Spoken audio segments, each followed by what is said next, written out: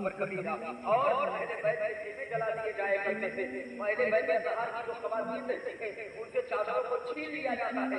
اب آپ ذرا اندازہ فرماؤ وہ فاطمہ الزہرا انہی کے لفظ جگر ہے, انہی کے نور نظر ہے, ان کے پاکیزگی کا عالم یہ ہے, ان کے پردے کا عالم یہ ہے کہ آپ کے چادر جنگیر میں 70 پیون لگے ہوئے ہیں, مگر آپ صلی اللہ علیہ وسلم سے انسان کو انسان ہے. فرشتے بھی حیا کرتے ہیں جن کے بارے میں بیان کیا جاتا ہے کہ کل بروز محشر فاطمہ الزہرا کی جب سواری نکلے گی, ندا دینے والا ندا دے گا بروز محشر میں کہ اے جنوں تم اپنے نگاہوں کو نیچی کر لو, آپ تمہارے لیے کسی اور کو نہیں, فاطمہ رسول اللہ کا گزر ہو رہا ہے, فاطمہ رسول اللہ جا رہی ہے, رسول اللہ کے بیٹے کا گزر ہو رہا ہے.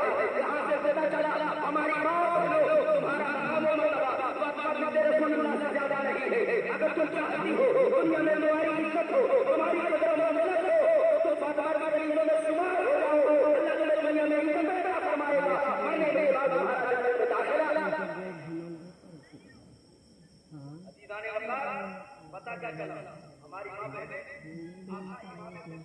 والدہ حضرت فاطمہ الزہرا آج شادی بیاہ کا موقع آ جائے, تیوہار کا موقع آ جائے, بقرہ عید کا موقع آ جائے تو کسی کے کپڑے نکلا کرتے ہیں اور ہر چیز میں بہت آئیہ بہت سرارا کبھی گرارا نہ جانے کیا کیا نکلا کرتا ہے. اللہ کی بنا مگر ان کپڑوں میں پردہ نہیں ہے.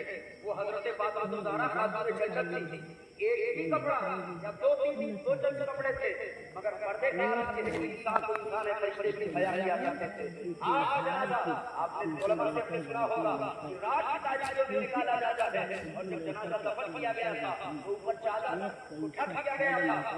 تاریخ علماء لکھتے ہیں کہ وہی سے سنت فاطمہ ہے, عورتوں کو جب جنازے میں جایا جاتا ہے تو اوپر سے چادر کو تان دیا جاتا ہے. یہ ہمارے مرد حضرات جب جنازے میں جاتے ہیں انہوں نے ملاحظہ کیا ہوگا. عزیزان وطن, حضرت فاطمہ الزہرا ہے, ان کے گھر کے اہل بیت کے سہارا گھر کی بچیاں ہیں, خواتین ہیں, خیمے جلا دیے جاتے ہیں اور آپ اللہ تعالیٰ چادر کو چھین لیا جاتا ہے. اب آقائے اللہ تعالیٰ سے جدا کر دیا گیا ہے. اب ابن زیاد کی بارگاہ میں لایا جا رہا ہے.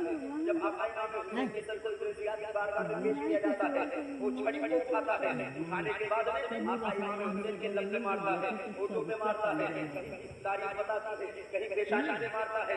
ایک صحابی رسول حضرت زید بن ارقم رضی اللہ تعالیٰ عنہ اس مجمع میں موجود تھے.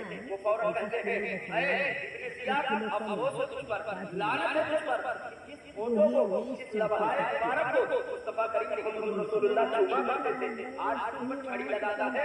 جہنم ہو تیرا ٹھکانہ. اب ابن زیاد کا جو بیان آیا جاتا ہے ناراض ہو جاتا ہے اور کہتا ہے اے بوڑھے, یعنی وہ صحابی رسول ہیں حضرت زید بن ارقم, ان کو ڈانٹ کر چک چک کے کہتا ہے کہ اگر میری عمر زیادہ نہ ہوتی, اگر میں بوڑھا نہ ہوتا تو فوراً ابھی مجھے قتل کروا دیتا, مگر میرے بڑھاپے کی وجہ سے میری عقل معاف ہو گئی ہے, اس لیے میں تمہیں چھوٹ دے رہا ہوں, اس لیے میں تجھے چھوڑ رہا ہوں. عزیزان وطن, حضرت زید بن ارقم بن زیاد نے کہا ہے آپ رضی اللہ تعالیٰ عنہ چلے آیا کرتے تھے.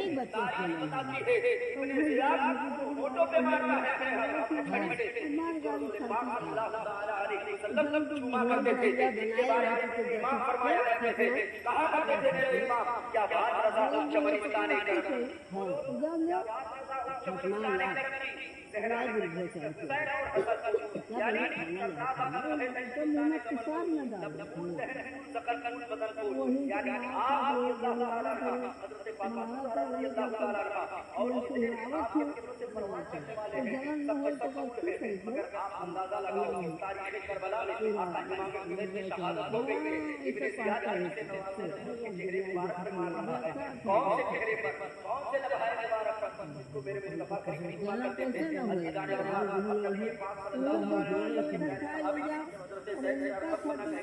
آیا کرتے تھے.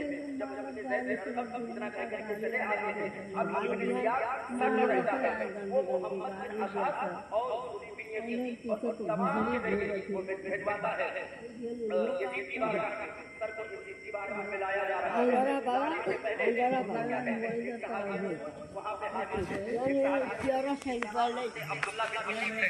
جب ابن زیاد نے سارے حسین کو دیکھا, چھڑی مار رہا تھا, اس وقت ابن زیاد نے کہا اے حسین اے حسین قصاب نے قصاب اے حسین اگر امین مومن یزید بن معاویہ خلیفۃ المسلمین